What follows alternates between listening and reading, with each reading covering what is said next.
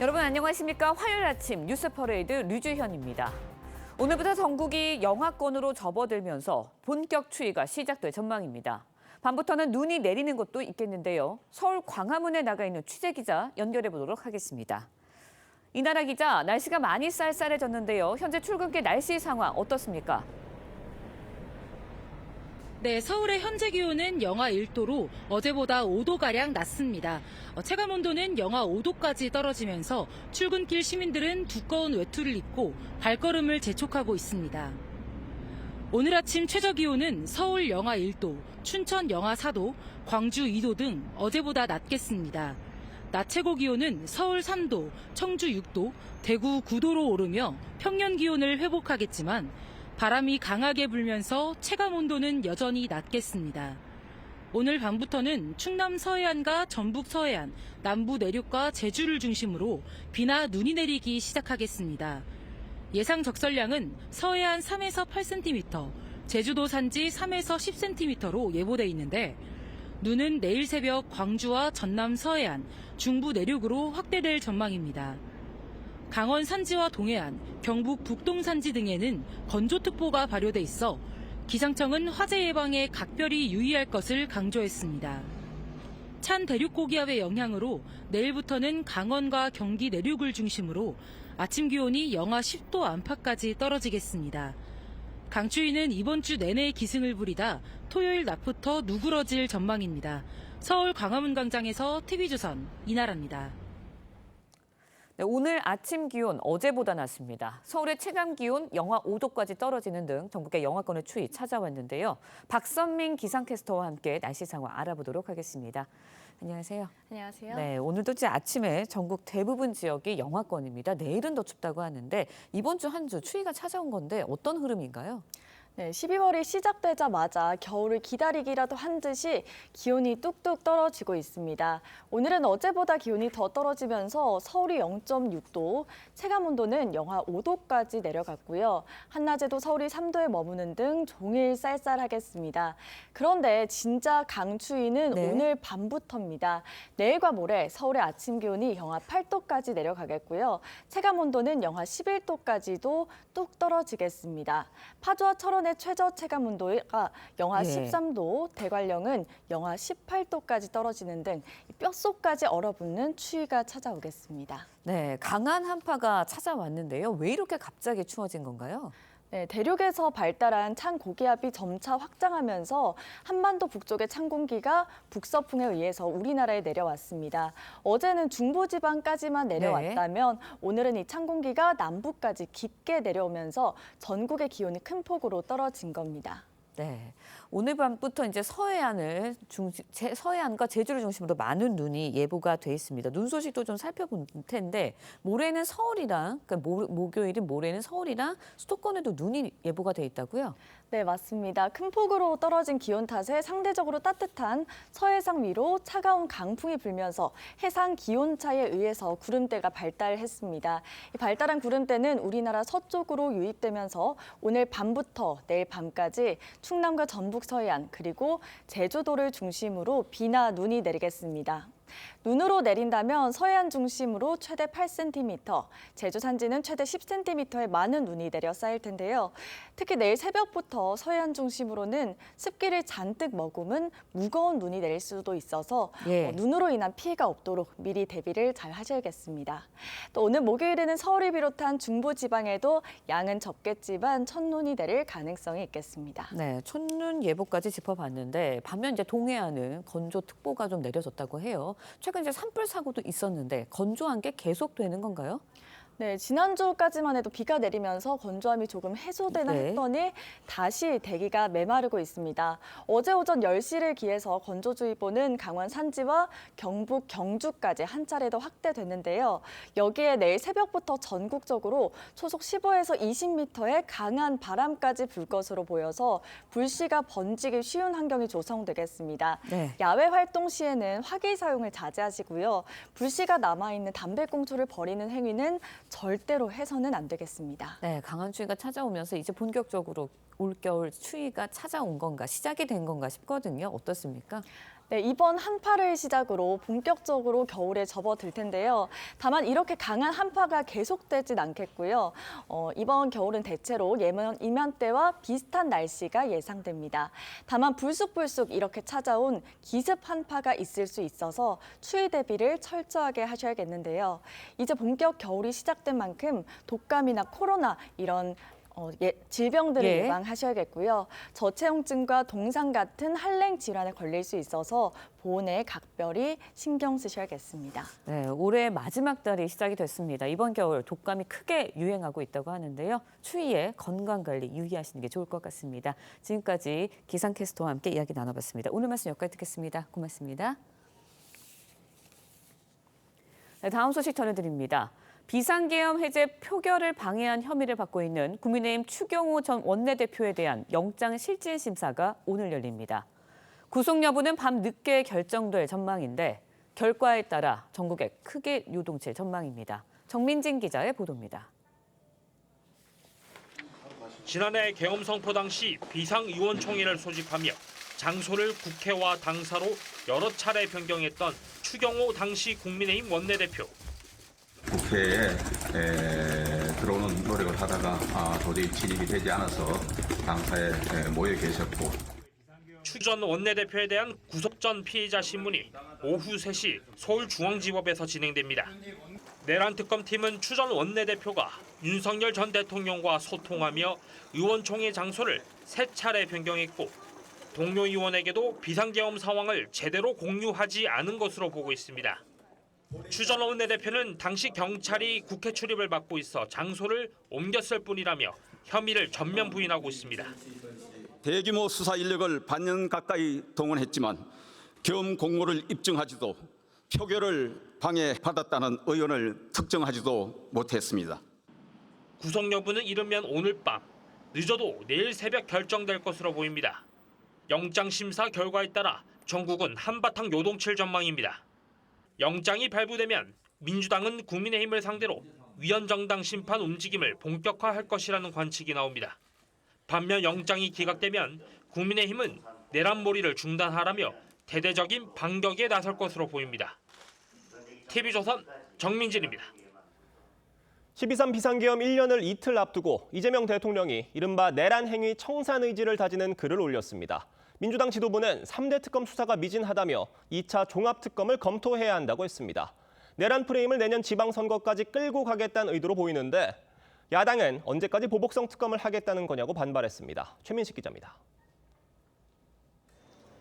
이재명 대통령이 SNS에 올린 글입니다. 국군 심리전단의 대북전단 살포작전에 동원됐던 한 예비역병사의 인터뷰 기사를 공유하며 전쟁이 날 뻔했다. 위대한 국민들이 막았다고 적었습니다. 그러면서 곳곳에 숨겨진 내란 행위를 방치하면 언젠가 반드시 재발한다고 덧붙였습니다. 계엄 발생 1년을 앞두고 이른바 내란 청산 의지를 재차 강조한 겁니다. 오는 3일엔 비상계엄 사태 관련 특별 성명도 발표할 계획입니다. 특별 담화를 하면서 계엄 선포했어요. 좀 차별화하려는 의도가 있고 많이 예민하신 분들은 12월 3일 날 담화라는 말을 듣는 순간 담이 올 수도 있지 않을까. 민주당은 3대 특검이 마무리되더라도 추가로 수사할 수 있는 2차 종합특검을 검토하겠다고 했습니다. 3대 특검의 미진한 부분은 한 군데에서 몰아서 2차 종합특검을 검토해야 할 시점입니다. 정치권에선 내란 프레임을 내년 6월 지방선거까지 끌고 가려는 의도란 해석이 나옵니다. 해병대원 특검은 이미 마무리됐고 내란 특검은 오는 14일, 김건희 특검은 오는 28일 수사기한이 만료됩니다. 하지만 180일짜리 특검이 다시 출범할 경우 내년 6월 3일 지방선거 기간과 맞물릴 가능성이 높습니다. 국민의힘은 총 예산 400억 원, 파견검사 100여 명이 투입된 특검의 성과는 초라했다며 정치보복 특검 추진을 즉각 중단하라고 지적했습니다. TV조선 최민식입니다. 장외 여론전을 위해 인천을 찾은 국민의힘 장동혁 대표가 비상계엄 1년을 앞두고 과거와의 단절 요구를 사실상 일축했습니다. 나흘 전엔 계엄에 대해 다소 전향적인 입장을 보였는데 그게 최대치였던 것으로 보입니다. 당내에선 계엄 사과 요구가 빗발치고 있어 어떻게 12.3을 넘길지 걱정하는 목소리가 많습니다. 이태희 기자입니다. 인천에서 열린 국민의힘의 8번째 장외 집회에 사과하면 안 된다는 내용의 팻말을 든 윤석열 전 대통령 지지자들이 나타났습니다. 장동혁 대표는 우리가 끊을 수 있는 건 아무것도 없다며 비상계엄 사과와 윤석열 전 대통령 단절 요구에 선을 긋는 듯한 발언을 했습니다. 과거에서 벗어나자고 외치는 것 자체가 여러분 그것이 과거에 머무는 것입니다. 우리가 끊을 수 있는 것은 아무것도 없습니다. 계엄에 대한 책임을 통감한다고 밝힌 것과는 온도차가 있는데 별도 메시지는 내지 않을 것으로 전해졌습니다. 장 대표는 말로 한다고 절연이 되는 게 아니며 변화하는 모습을 국민들에게 보여주고 평가받는 게 중요하다고 주변에 설명해온 것으로 전해졌습니다. 지난달 22일부터 이어온 국민대회는 일단 마무리되지만 추경호 전 원내대표 구속영장 발부 여부에 따라 재개될 가능성은 남아있습니다. 이런 가운데 일부 의원들은 계엄과 관련한 개별 사과 메시지를 냈고 지도부 회의에서도 비슷한 발언이 나왔습니다. 계엄은 계몽이 아닌 악몽이었습니다. 미래로 나아가고 싶은 당원과 지지자를 정작 우리 지도부가 그날에 붙잡고 있진 않은지. 초재선 의원 30여 명은 장 대표가 사과하지 않을 경우 별도 메시지를 낼 것을 예고하기도 했습니다. TV조선 이태희입니다. 민주당 장경태 의원의 성추행 의혹 보도 이어갑니다. 1년여 전 현장을 목격한 피해자의 당시 남자친구를 저희 TV조선이 인터뷰했습니다. 동영상 촬영 경위와 구체적인 상황 그리고 심경까지 자세히 들어봤는데 데이트 폭력 가해자라는 장 의원 주장에 대해선 명백한 허위라며 법적 대응을 검토 중이라고 했습니다. 황정민 기자의 단독 보도입니다. 당시 남자친구 A씨는 2차 술자리에 간 피해자가 연락이 두절되자 걱정이 앞섰다고 했습니다. 완전히 취했구나. 좀 얘가 술을 못 먹는 앤데. 피해자 여동생과 연락해 가까스로 2차 술자리를 찾았고 평소와 달리 심하게 취한 모습을 찍어두려 휴대전화를 꺼냈다가 깜짝 놀랐다고 했습니다.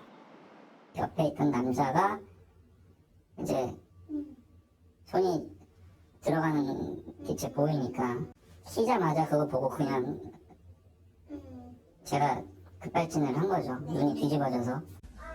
A씨는 3초짜리 짧은 영상을 찍은 뒤 항의하는 과정에서 장경태 의원인 걸 알게 됐다고 했습니다. 장 의원은 기자회견에서 남자친구가 폭력을 행사했다고 주장했지만 A씨는 폭행은 전혀 없었다고 반박했습니다. 저는 몸에 손 혈끝 하나 낸 적 없고. 장 의원의 데이트 폭력 주장에 대해선 앞서 피해자가 사실이 아니라고 부인한 데 이어 A씨도 권력형 성범죄를 덮기 위한 물타기라며 법적 대응을 검토 중이라고 했습니다. 현역 국회의원이 공무원인 자신의 신상을 공개한 데 대해선 불안감을 느낀다고 했습니다. 심리적으로 압박을 받지 않거나 위해를 못 느끼고 있다 그러면 이거는 당연히 거짓말일 것이고. 1년 전 고소하지 못했던 이유를 언급하며 눈물도 보였습니다. 당시 여자친구가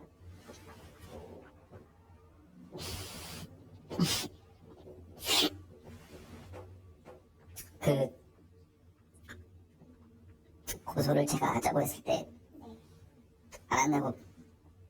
안 한다고 이제 막 그렇게 저에게 위해를 가할 수 있다라는 그런 발언을 했다고 그래서 그 친구도 저를 많이 걱정을 했고. A씨는 경찰과 참고인 조사 일정을 조율하고 있습니다. TV조선 황정민입니다.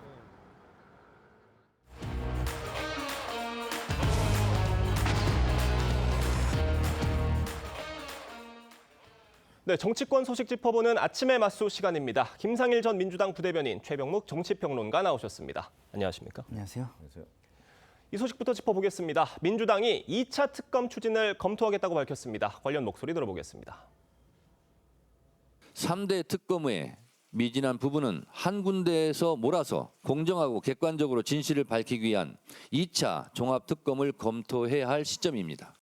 성과도 없이 예산만 왕창 쓰는 돈 먹는 특검을 추가로 또 만들겠다고 합니다. 추가 특검을 하겠다는 이유는 뻔합니다. 내년 지방선거까지 거짓 공세와 정치 공작을 지속하기 위해서입니다.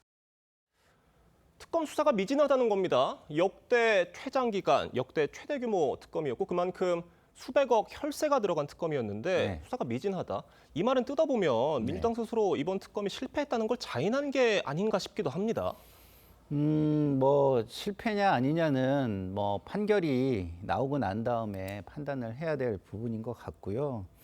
뭐 진상이 규명된다면 그거 자체로 의미가 있는 것이지 그것을 실패다 아니다 이렇게 얘기할 건 아닌 것 같은데 어쨌든 2차 종합 특검을 하겠다는 말을 입법부에 있는 그리고 집권당의 대표가 했다는 것은 좀 저는 충격적인 게요.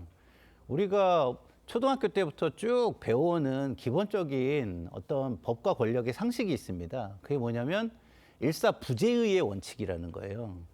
그러니까 권력이 있는 자가 동일 사안을 가지고 자꾸 뭐 이런 식으로 저런 식으로 하면 약자들은 버틸 수가 없죠. 그렇기 때문에 우리가 일사부재의의 원칙을 가지고 있는 것입니다. 수사, 감사, 감찰, 그리고 기소 이런 것들은요. 특히나 이런 원칙이 엄격하게 지켜져야 되는 건데 권력을 가진 쪽에서 이런 얘기를 먼저 했다는 점에서 저는요.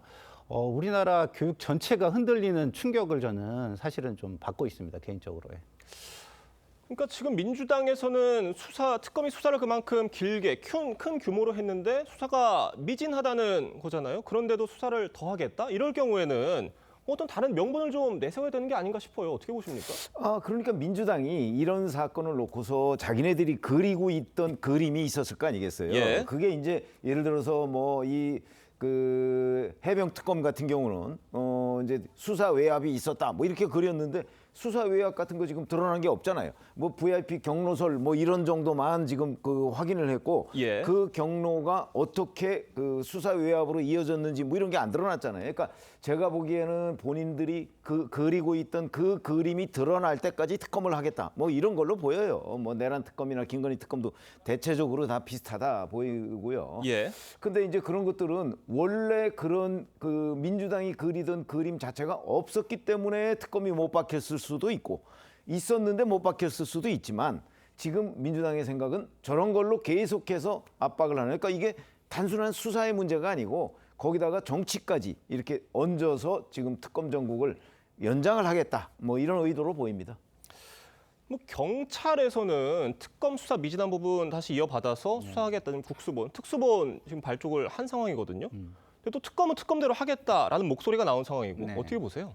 그러니까 미진하면 하는 건가요? 그런 건 아니잖아요. 새로운 증거나 새로운 혐의나 새로운 사실이 드러나면 하는 거죠. 기존에 수사를 했는데 안 나왔어요. 그러면은 안 나오면은 계속 하는 겁니까? 3차, 4차도 할 수 있다는 얘기로 들릴 수도 있을 것 같아요. 그러니까 그게 말이 안 되는 거죠. 권력을 그런 식으로 운용하면 그거는 권력 남용인 거고요. 사실상 거의 권위주의 정권이나 독재 국가에서나 할 수 있는 거예요. 권력은요 그렇게 쓰는 게 아니지 않습니까? 기본적으로 권력을 쓰는 데 있어서는 신중하게 써야 되고 그것이 만약에 쓰여졌는데 제대로 만약에 무언가를 밝히지 못했다면 새로운 사실이 드러나지 않는 한 일사부재의의 원칙이 적용되는 게 맞는 겁니다. 그렇기 때문에 이런 식으로 우리 마음에 안 들고 미진하다고 느껴지니까 계속 수사를 할 거야 라고 하는 것은요. 저는 기본 어떤 원칙이 무너지는 것이다 이렇게 보고요. 지금 뭐 당내의 1인 1표제 이런 거 가지고 압박을 받고 그러니까 외부에 전선을 쳐서 관심을 외부로 돌리고 외부의 싸움에 집중하게 하기 위한 어떤 전략 같은데 그럼에도 불구하고 이 발언 자체는 굉장히 부적절한 발언이다 이런 생각이 듭니다. 최병묵 위원님. 그러니까 2차 특검을 하면 지금 수사 미진했던 부분 다 해결이 될 수 있을 거라고 보세요? 해결 저는 안 될 거라고 보는데요. 그럼 민주당이 저렇게 하는 이유는 그러니까 단순히 뭐 수사해서 진상을 공개하겠다 이런 게 아니고 거기에 추가적으로 정치적인 목적이 있다고 저는 분석을 하고 있습니다. 그거는 결국 정치에 이용을 하겠다는 거죠. 이런 상황을. 그렇기 때문에 민주당의 2차 특검, 2차 특검뿐만 아니고 아마 그 3차 특검 충분히 좀 가능하다고 봅니다. 그러니까 민주당이 자기네들이 처음부터 그렸던 그림이 나올 때까지 우리가 과거에 보면 세월호 사건 수사, 조사를 몇 번을 했습니까? 그런 것처럼 이것도 민주당, 그러니까 그 민주당의 의심, 이게 확인될 때까지 아마 여러 차례 할 가능성이 있다. 근데 이제 그거를 제동을 걸 수 있는 방법은 사실은 국민 여론인데 예. 지금 뭐 국민 여론도 그렇게 국민의힘에도 호의적이지 않아요. 그렇기 때문에 아마 그런 여론을 믿고 더 특검을 계속 끌고 가고자 하는 그런 의도라고 생각합니다. 3차 특검, 4차 특검도 가능할 수 근데 있다라는 이게 말씀이세요? 진짜 굉장히 위험한 게 뭐냐면요. 예. 이런 식으로 하면 지금 뭐 사법부가 뭐 그 영장을 기각하고 이런 것들이 외부의 요인이 돼가지고 제대로 수사를 못했다 이런 식의 논리잖아요. 굉장히 위험한 게 이러면은 사법 시스템 전체에 불신이 생기는 겁니다. 그럼 어느 한쪽이 사법 시스템을 부인하는데 다른 한쪽은 앞으로 그 사법 시스템을 인정하겠습니까? 그러면은 사법 시스템은요, 어떤 결론도 없이 양 진영의 전투의 한가운데, 전쟁의 한가운데에서 그 모습 흔적조차 없이 사라지게 되는 게 되고 국민들은 그거에 엄청난 피해를 보게 될 것이다 이런 생각이 듭니다. 알겠습니다. 자, 이런 상황에서 내란 전담 재판부 설치법과 법 왜곡죄 등 사법부를 겨냥한 법안들이 민주당 주도로 법사위 소위를 통과했습니다. 국민의힘은 크게 반발했습니다. 영상으로 보겠습니다. 내란 혹시 무죄 나올까 봐 두려운 민주당이 이 판사를 골라 쓰겠다는 겁니다. 저희가 지금 내란 특별재판부를 보면서 드는 생각은 딱 하나입니다. 나치 특별재판부입니다. 특별재판부를 만들어서 들어보세요. 그러면 윤석열 내란을 처벌하지 말자는 겁니까? 말자는 겁니까? 처벌하면 됩니다. 국민의힘이 그때도 비상계엄 해제를 막더니 오늘도 막고 있습니다. 뭘 막아요? 내란이 뭘 막아요? 성추행 혐의로 피소된 장경태 의원이 목소리를 높이는 장면도 포착이 됐는데 저희가 그 얘기는 잠시 뒤에 하기로 하고요. 국민의힘 의원들이 이런 법안들 통과되면 안 된다 강하게 목소리를 높였는데 민주당에서 밀어붙였습니다. 어제 상황 어떻게 보셨어요? 민주당은 사실 뭐 이 내란 특별재판부 얘기가 처음 나온 게 아니잖아요. 예. 그러니까 이게 이제 사법부에 대한 압박용이냐 아니면 실제 저런 법들을 만들려고 하느냐 요건 좀 판단이 다를 수 있는데 저는 압박용 쪽에 좀 무게를 들고 있습니다. 그렇게 돼서 왜 그러냐면 나경원 의원이 얘기했듯이 윤석열 전 대통령의 이 내란 혐의 재판에서 만약에 내란이라는 프레임을 가지고 지금까지 대선도 치르고 여기까지 왔는데 그 내란죄가 무죄가 된다는 얘기도 많이 지금 흘러나오고 있거든요. 이런저런 얘기들이. 예. 그렇기 때문에 만약에 그 경우에는 이제 그걸 사법부 불신으로 연결을 시켜야 되는 게 지금 민주당의 생각인 것 같아요. 그러니까 사법부가 이 법을 왜곡했다 내지는 이 재판을 왜곡했다. 그래서 이런 결과가 나온 것이다. 그러니까 저거를 믿지 말아야 된다. 이 논리를 끝까지 가져가려면 지금 뭐 내란 특별재판부 얘기를 하지 않을 수가 없을 거다. 저는 예. 의도를 그렇게 분석하고 있습니다. 이 법 왜곡죄의 경우에는 사법부와 수사기관에서도 신중 검토 의견을 냈거든요. 네. 그도 그럴 것이 뭐 처음에 수사기관에서 적용했던 혐의가 뭐 수사를 거치면서 혐의가 추가된다든지 수정되는 일 뭐 있는 일이잖아요. 네. 근데 이런 걸 이유로 법 왜곡이 됐다 이렇게 고소고발을 해버리면 법이 악용될 여지가 있다 이런 취지입니다. 그러니까 입법부는요, 예. 이제 입법을 하는 건데 국민들의 어떤 요구 같은 거를 받아서 굉장히 전문성과 합리성과 그리고 책임성을 가지고 하는 것이죠. 근데 저도 처음에는 이 내란 전담 재판부에 대한 굉장히 비판적이었습니다. 앵커님도 아시다시피. 근데 사법부가 좀 책임감을 가져야 될 것 같아요. 왜냐하면 사법부가 어떤 이런 집중 심리나 책임감을 가지고 있던 재판을 진행하는 모습을 보여야 이것이 사회적 갈등을 줄이고 이게 빨리 종결이 돼서 이 나라가 앞으로 한 걸음 더 나갈 수 있는데 지금은 그렇지 않고 뭔가 여기저기 눈치를 보는 모습 이런 걸 보이니까 사회적 갈등이 점점점 커지고 제가 볼 때는 거의 사회가 위기 상황으로 치닫고 있는 것 같아요. 이거 제가 볼 때는 투명성과 공정성만 국민들한테 소통을 강화해서 보여주면 됩니다. 그런 상황에서 재판은 빠르고 신속하게 해줘야 결론을 내줘야 한다라는 말씀을 드리고 지연된 정의가 아니고 신속한 재판을 받는 것은 오히려 피고인에게도 도움이 되는 일이다라는 말씀을 드립니다. 알겠습니다. 이 소식도 짧게 짚어보겠습니다. 계엄 1년을 앞두고 국민의힘 당내 갈등 깊어지고 있습니다. 장동혁 대표 목소리 들어보겠습니다. 과거에서 벗어나자고 외치는 것 자체가 여러분 그것이 과거의 머무는 것입니다. 우리가 끊을 수 있는 것은 아무것도 없습니다. 감옥 갈 사람은 조경호가 아닙니다. 이재명입니다. 당원 동지 여러분, 국민 승리의 그날까지 우리 모두 하나로 뭉쳐서 함께 나아갑시다. 그러니까 장동혁 대표가 과거에 대한 단절, 진정한 사과 이거를 언제 할지, 그러니까 시점이 좀 문제일 것이다라는 분석들이 많았는데 지금 저 얘기는 과거에서 벗어나고자 외치는 것 자체가 과거에 머무는 것이다. 이 얘기는 과거 얘기 아예 그만하자 이 얘기를 하는 그래서 겁니다. 그런 걸로 들립니다. 예. 그렇게 된다면 사실은 정치라는 게 국민을 보고 하는 건데 장동혁 대표는 지금 당원만을 보고서 정치를 하는 것 같아요. 그건 무슨 얘기냐면 장동혁 대표가 지금 대표가 된 이후에 국민의힘은 전혀 그 지지율에 별다른 변동이 없습니다. 과거 같으면 그 어떤 컨벤션 효과라든가 이래서 국민의힘을 장동혁 대표가 살렸다 이런 그 평가를 받는 게 당연한 거 아닌가요? 근데 그렇지 못해요. 그 얘기는 곧 당원만을 보고 정치를 하기 때문이 아닌가 이런 생각이 들어서 저는 장동혁 대표가 과거에서 한번 벗어나면 저 지지율이 어떻게 바뀔 것인지 하는 부분을 장동혁 대표가 고려하지 않을 수가 없을 텐데 저희들의 경험으로는. 근데 장 대표는 여전히 지금 과거에서 벗어나지 말자는 식의 주장을 하고 있기 때문에 저렇게 되면 국민의힘의 지지율 상승 효과는 기대하기가 어려운 것 아닌가 이렇게 생각합니다. 과거에서 벗어나자고 말하는 게 과거에 머무는 것이다. 이 말 어떻게 들으세요? 그러니까 자기 이익만 지키겠다 이런 거죠. 자기가 지금 그 강성 지지층을 선동하지 않으면 정치적 기반도 없고 갈 곳도 없고 설 자리도 없다라는 걸 적나라하게 보여주는 것이다라는 생각이 들고요. 자기 이익을 위해서 국가와 국민에게 무책임한 모습이다. 정치는 책임인데 무책임한 정치인을 적나라하게 보고 있다. 이런 생각이 듭니다. 네, 이 소식입니다. 민주당 장경태 의원 성추행 의혹 관련 짚어보겠습니다. 1년 전 현장을 목격한 피해자의 당시 남자친구가 저희 TV조선과 인터뷰를 했습니다. 앞서 보여드렸는데요. 다시 한번 들어보겠습니다. 완전히 취했구나.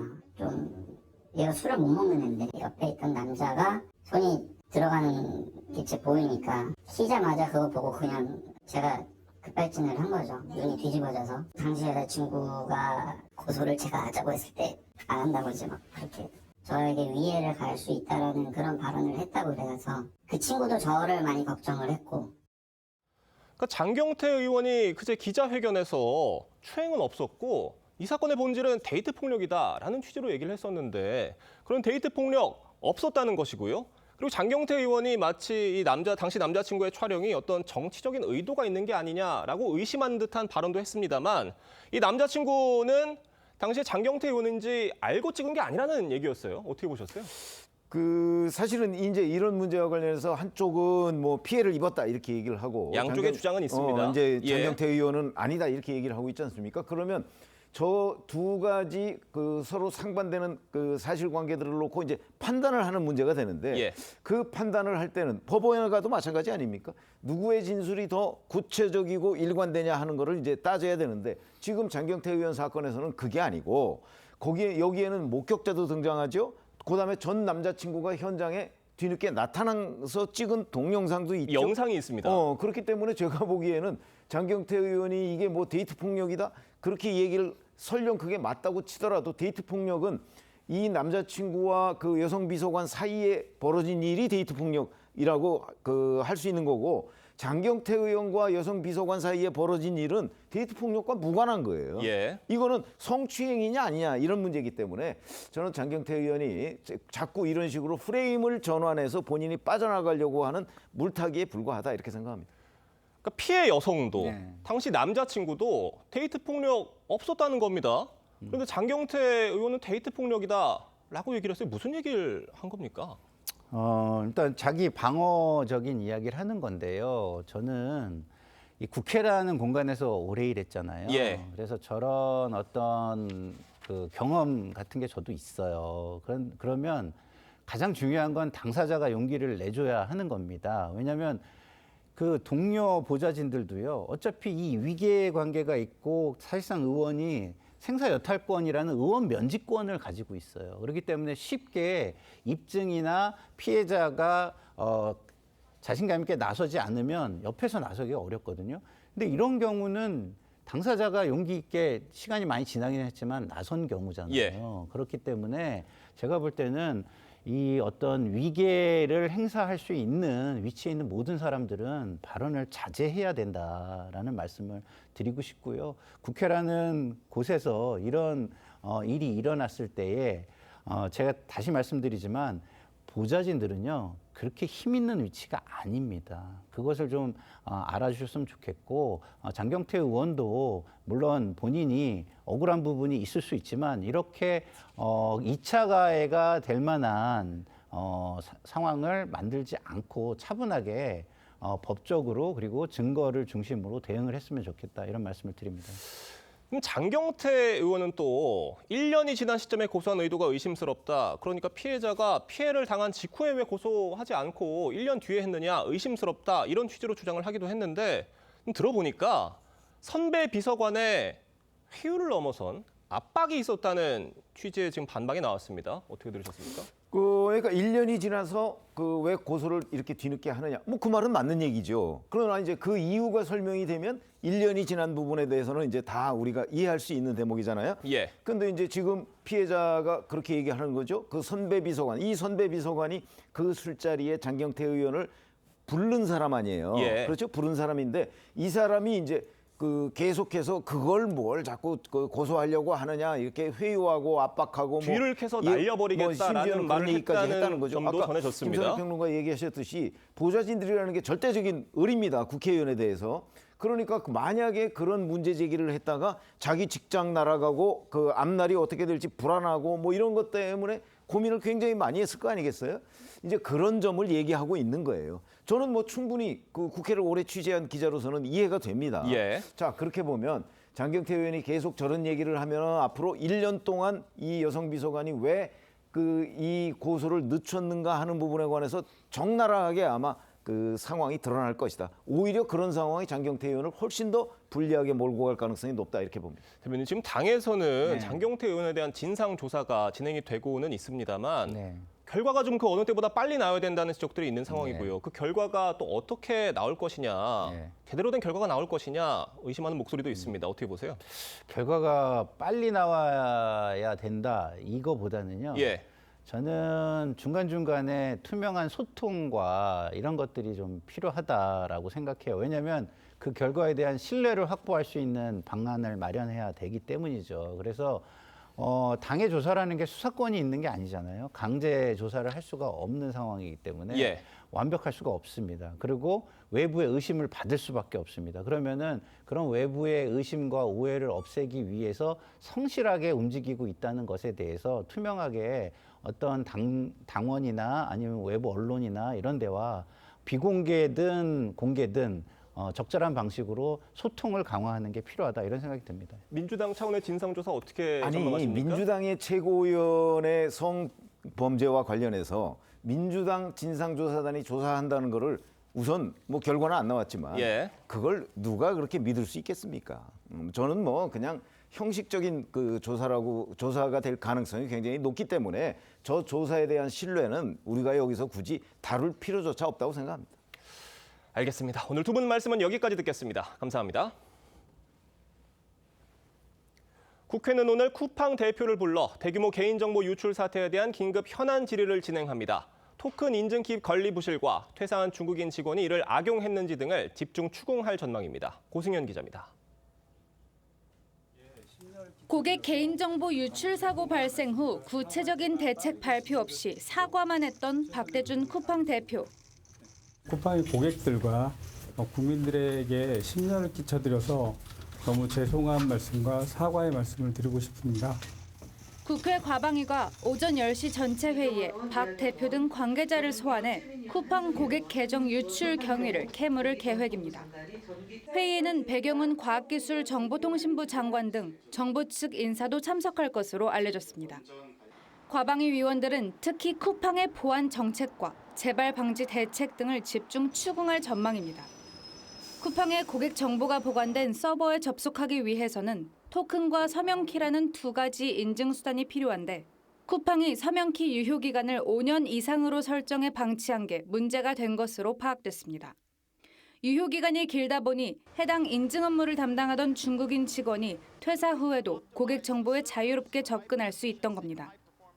공격자가 쿠팡 서버의 인증 취약점을 악용하여 정상적인 로그인 없이 3천만 개 이상의 고객 계정에 이재명 대통령은 오늘 국무회의를 주재하며 쿠팡 사태와 관련한 메시지를 낼 것으로 전망됩니다. TV조선 고승현입니다. 네, 쿠팡의 개인정보 유출로 인한 2차 피해 우려가 커지고 있습니다. 이름이나 주소 외에도 배송 편의를 위해 제공했던 공동 현관 비밀번호와 구매 내역까지 유출이 되면서 다양한 범죄에 악용되는 건 아닌지 걱정이 나오고 있는 건데요. 쿠팡 없이는 못 산다는 농담이 이제는 악몽이 됐습니다. 윤수영 기자가 보도합니다. 2천여 세대가 사는 서울의 한 아파트 단지. 쿠팡에서 배송된 제품들이 곳곳에서 눈에 띕니다. 새벽 배송을 위해 쿠팡 사이트에 아파트 공동 현관 비밀번호를 남겼던 주민들은 해킹 소식에 불안감을 감추지 못합니다.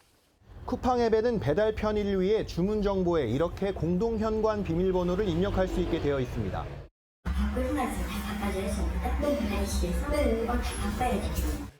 비밀번호 변경 방법을 알리는 안내문을 내건 아파트 관리사무소도 있습니다.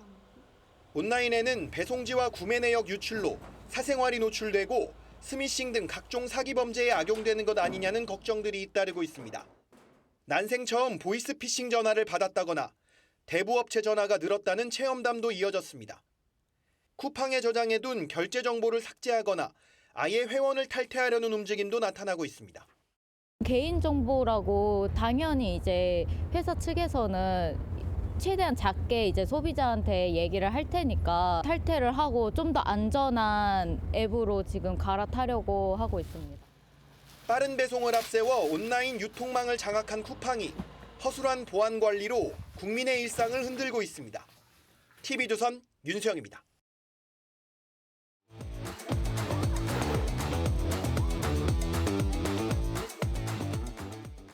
화제가 된 사건 사고 소식 짚어보는 아침의 이슈 시간입니다. 네, 최진영 변호사, 장현주 변호사와 함께 자세한 이야기 나눠보도록 하겠습니다. 안녕하십니까? 안녕하세요. 안녕하십니까? 내란 중요 임무 종사 혐의를 받는 추경호 전 국민의힘 원내대표의 구속 전 피의자 신문 오늘 진행될 예정입니다. 자, 오늘이 왔습니다. 결과가 이르면 오늘 밤 늦게, 늦으면 내일 새벽쯤 나올 것으로 보이는데 일단 구속 여부 가를 쟁점부터 좀 설명을 해주세요. 그렇습니다. 일단 죄명은 내란 중요 임무 종사자, 그리고 그 영장 기재 범죄 사실은 그날 비상계엄 해제를 어떻게 보면 미루거나 회피할 목적으로 의총 장소를 3차례나 변경을 했다. 이런 것 아니겠습니까? 그럼으로써 그 국민의힘 국회의원들의 어떤 그 해제에 관한 표결권을 침해했다. 이런 내용인 것 같은데요. 이에 대해서 지금 추경호 의원 같은 경우에는 그 당시 이미 계엄 그 군들이 국회를 사실상 봉쇄하고 있었기 때문에 이에 대해서 불가피하게 장소를 바꾼 것이다. 내가 얼른 가서 다들 모아서 뭘 하려고 했지만 들어갈 수가 없었던 그런 불가피한 점이 있었고, 실질적으로 그렇게 국회로 들어가기 위해서 우원식 국회의장에게도 도움을 요청했다. 그런데 내가 무슨 이 해제를 방해했느냐, 이런 얘기를 하고 있지 않습니까?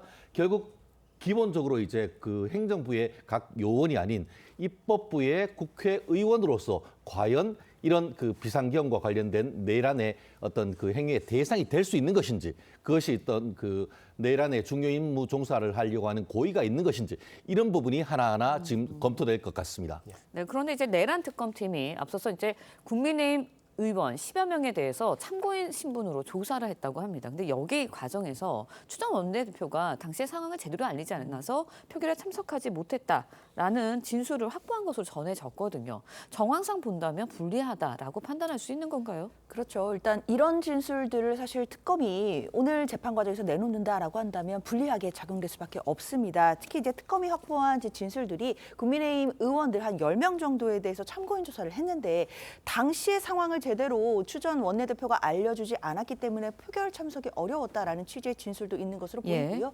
뿐만 아니라 뭐 본회의 시간이라든지 그리고 윤 전 대통령과의 통화 내용 같은 것을 알려줬다면 표결 참여 여부에 대한 판단에 대해서 영향을 미쳤을 거다라는 취지의 진술을 확보한 것으로 알려져 있습니다. 이런 진술들 같은 경우에는 추 전 원내대표가 받고 있는 혐의가 지금 국회 해제 표결을 방해를 해서 결국에 내란 중요 임무 종사 혐의를 받고 있는 것이거든요. 이 혐의에 대해서 중요한 그 근거가 될 수 있겠다라는 전망 나옵니다. 네, 특검팀은 또 이제 추 전 원내대표가 의정 활동에 필요한 정보를 제공해야 하고 설명해야 할 의무를 명시한 국민의힘 당원 57조 의무 저버렸다 이렇게 강조를 하기도 했거든요. 이거는 어떤 의미로 봐야 돼요? 약간 코미디 같다라는 생각을 했습니다. 어떤 법적 의무가 아니고 단체 내에 있는 어떤 규정을 이유로 해서 내란이다라는 것에 근거를 삼는다는 것이 과연 합당한지에 대한 의문인 것이고요. 그리고 그 의정 활동에 필요한 정보를 제공하고 설명해야 될 의무를 이행하기 위해서 이 어떻게 보면 그 의총을 소집했던 거 아닙니까? 네. 결국 국회와 그 각 지금 정당 같은 경우에는 이 부분을 언제 설명하고 어떻게 설명할지에 대한 폭넓은 재량권을 가진다고 보는 것이 맞는 것이죠.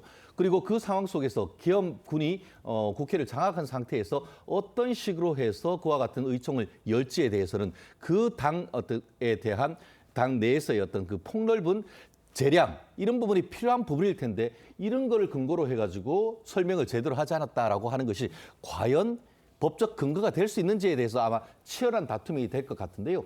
저도 정확하게 한번 확인을 해봐야겠습니다만 설명을 하고 정보를 제공할 의무가 있는 것은 당연한 겁니다. 그런데 일반 사안에 있어서 그것을 어떤 식으로 언제쯤 할지 그런 것에 대한 재량도 없다고 보는 것인지 아마 이런 부분도 법원이 직접 물어볼 가능성도 높지 않을까 생각합니다. 네. 지금 국민의힘 의원들은 추 전 원내대표가 표결을 방해한 적이 없다는 내용의 집단 탄원서를 준비 중이라고 하는데 이거를 낸다고 하면 재판부가 좀 어떻게 받아들일 걸로 보세요? 일단 이 탄원서에 대해서는 형식적인 측면, 내용적인 측면을 좀 나눠봐야 될 것 같아요. 예. 일단 형식적인 측면은 특별한 사정이 없으면 지금 국민의힘 107명의 소속 의원 전원의 명의로 들어가게 될 테니까 이 자체는 좀 무게감이 있을 거라고 보입니다. 다만 이제 내용적인 측면에서는 그 해제 표결 과정에서 그 결국에는 의원들의 의사 제약이 없었다라는 취지나 또는 표결에 참여하지 말라라는 요구는 없었다라는 취지의 내용들인데 결국 이런 부분들은 추 전 원내대표의 주장과 좀 맥을 같이 하는 부분이라고 볼 수 있겠습니다.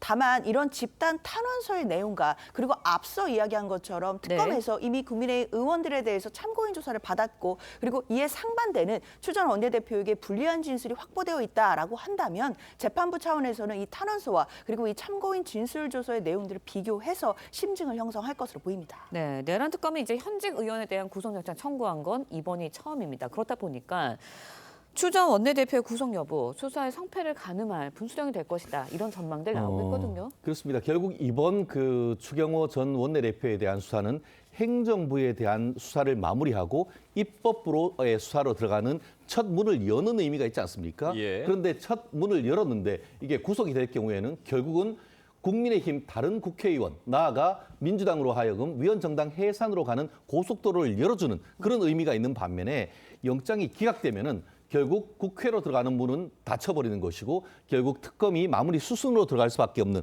그리고 오히려 역풍이 불 수밖에 없는 그런 상황이기 때문에 민주당으로서도 그리고 또 국민의힘으로서도 내년 어떤 전국에 대해서 굉장히 높은 분수령이 될 가능성이 높다고 봅니다. 네. 분수령이 될 추경호 의원의 구속 심사 어떤 결과가 나오든 전국은 요동칠 것으로 보입니다. 다음 소식도 짚어보겠습니다. 3천만 명이 넘는 고객 정보가 유출된 쿠팡 사태와 관련해서 쿠팡 이용자들이 쿠팡을 상대로 각 20만 원의 위자료를 청구하는 소장을 제출했습니다. 어떻게 보십니까? 맞습니다. 일단은 쿠팡 이용자 14명이 지금 1인당 위자료 20만 원을 청구하는 소장을 접수를 했는데요. 일단 이 담당 변호사의 이야기를 들어보면 사실 이런 집단 소송 같은 경우는 시간이 오래 걸리기 때문에 먼저 선발대 형식으로 일단 소수만 일단 소장을 제출한 것이고 앞으로 이 숫자가 늘어날 가능성이 있다라고 얘기를 했고요. 특히 아마 관련된 집단 소송이나 소송 참여자는 앞으로 늘어날 가능성이 높다라고 봐야 될 것 같습니다. 일단 그리고 이제 액수로 20만 원을 청구한 경우는 올해 5월에 있었던 SK텔레콤의 유심 정보가 이제 그 누설되는 그런 부분들이 있었는데 이 유출 사태에서 개인정보 분쟁조정위원회가 1인당 30만 원을 손해배상액으로 권고했던 적이 있었기 때문에 이런 부분을 참고한 것으로 보이고요. 특히 소장 내용 중에는 지금 유출된 정보 중에는 현관의 비밀번호라든지 집 주소 이런 부분들이 유출됐기 때문에 2차 피해가 우려된다라는 점도 짚은 것으로 나타나고 있습니다. 네, 최악의 정보 유출 사고에 대해서 쿠팡 측 대표가 나와서 사과를 하긴 했습니다. 하지만 창업자죠, 김범석. 이분은 아직까지도 행보에 좀 논란이 있어요. 아직 사과 입장을 밝히지 않고 있거든요. 결국 이 사안과 관련해 가지고는 지배권과 관련된 권한이 있는데 책임은 전혀 지지 않는 것이 이게 말이 되냐라는 우리가 상식적인 어떤 그 비판 아니겠습니까? 우리나라 같은 경우에는 그 SK 최태원 회장 같은 경우에는 통신 장애가 났을 때 직접적으로 나와가지고 사과를 하고 이에 대한 어떤 그 대책을 신속하게 어떻게 보면 얘기를 하는 부분이 있었는 반면에 지금 그 김범석 창업주, 실질적으로 이 창업주 같은 경우에는 미국 본사로 인해 가지고 지금 한국 그 쿠팡에 대한 지배권을 실질적으로 행사함으로 하지만 등기의 어떤 이름이 전혀 없음으로써 이에 대한 책임으로서 벗어나는 이런 부분에 대해서 제도적 개선 그리고 이 부분에 대한 어떤 그 법적 대응에 대한 아무런 얘기가 없는 데 대한 비판이 있는 것 같은데요. 과연 이런 식으로 계속 모르쇠로 일관하는 것이 기업이 유지하는 데 도움이 될지에 대해서는 좀 더 지켜봐야 될 것 같습니다. 네. 알겠습니다. 오늘 말씀은 여기까지 듣겠습니다. 감사합니다. 고맙습니다. 푸틴 러시아 대통령이 오늘 미국 특사와 회동할 예정입니다. 젤렌스키 우크라이나 대통령은 마크롱 프랑스 대통령을 만나는 등 관련국들이 긴박하게 움직이고 있는데 미국 주도의 종전 협상이 전환점을 맞을지 주목됩니다. 이루라 기자의 보도입니다. 마크롱 프랑스 대통령 부부가 엘리제궁에서 젤렌스키 우크라이나 대통령 내외를 맞이합니다. 현지 시간 1일, 마크롱은 젤렌스키와 정상회담을 갖고 영토 문제는 우크라이나만이 결정할 사안이라며 러시아에 점령된 돈바스 지역 포기를 요구한 미국의 종전안을 간접 비판했습니다. L'Ukraine est la seule qui peut discuter de territoire. Ce sont les siens. Reconnus par le droit international, elle est souveraine. 젤렌스키도 러시아가 전쟁에 대한 보상을 받게 해선 안 된다고 강조하며 유럽의 적극 참여를 호소했습니다. Війна не повинна стати прибутковою справою, щоб інші не хотіли повторити. Конкретика від Сполучених Штатів Америки, конкретика від Європи. 미국과 러시아도 긴박하게 움직이고 있습니다. 스티브 위트코프 미국 특사는 오늘 모스크바에서 푸틴 대통령과 회동할 예정입니다. 앞서 미국은 제네바와 플로리다에서 우크라이나 측과 추가 협의를 통해 종전안 수정에 나선 바 있습니다. Well, they're going along and they're going along well. We want to stop people from being killed.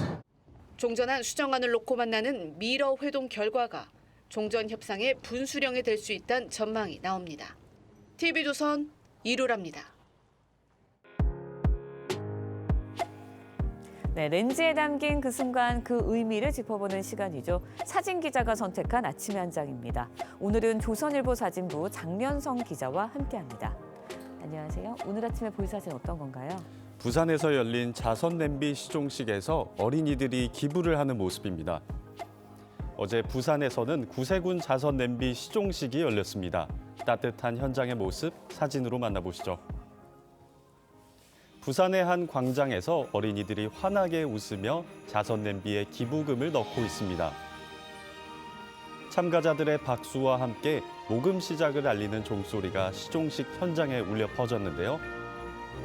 연말을 맞아 이웃을 향한 따스한 기부의 손길이 올해도 이어질 예정입니다. 구세군은 부산을 포함한 전국 곳곳에서 모금 활동을 시작했습니다. 네, 많은 분들에게 도움이 됐으면 좋겠는데요. 사랑의 온도탑 점등식도 열렸다고요? 네, 어제 서울 광화문 광장에서 사랑의 온도탑 점등식이 열렸습니다. 성금 액수에 따라 온도가 올라가는 사랑의 온도탑 앞으로 학생들이 지나가고 있습니다. 모금을 시작한 첫날부터 나눔 온도가 28.9도를 기록했는데요. 사회복지 공동모금회는 내년 1월 31일까지 돌봄이 필요한 이웃에게 전달할 모금 활동을 이어갑니다. 네, 기부의 손길을 통해서 모두가 따뜻한 겨울 맞이하셨으면 좋겠습니다. 지금까지 아침의 한 장이었습니다. 오늘 어제보다 더 춥겠습니다. 차가운 북서풍이 기온을 끌어내리면서 서울의 아침 기온 0.4도까지 내려갔고요. 체감상 더 추운데요. 내일과 모레는 영하 8도까지 내려가면서 이번 추위의 절정을 이루겠습니다. 방한 용품을 미리 꺼내서 추위 대비 잘 해주셔야겠습니다. 오늘 자세한 낮 기온 보시면요. 서울이 3도, 대전 7도로 낮에도 기온이 크게 오르지 못하겠습니다. 밤부터 서해안과 제주를 시작으로 비나 눈이 내리겠습니다. 충남과 전북 서해안에는 최대 8cm, 제주 산지에도 최대 10cm의 제법 많은 눈이 예상되고요. 내일 새벽부터는 습기 가득한 무거운 눈이 내리겠습니다. 동해안의 건조특보는 확대된 가운데 대기가 매우 건조합니다. 내일 새벽부터는 바람도 강해서요. 불조심에 신경 쓰셔야겠습니다. 오늘 전국 하늘빛은 대체로 흐리겠고요. 도로 위 빙판길과 살얼음에 주의해야겠습니다. 목요일 중부지방에 눈비 소식이 있어서 서울에도 첫눈이 내릴 가능성이 있겠습니다. 오늘의 날씨 박선민입니다. 이상으로 화요일 뉴스 퍼레이드 마칩니다. 네, 저희는 내일 아침 7시 24분에 다시 찾아뵙겠습니다. 시청해주신 여러분 고맙습니다.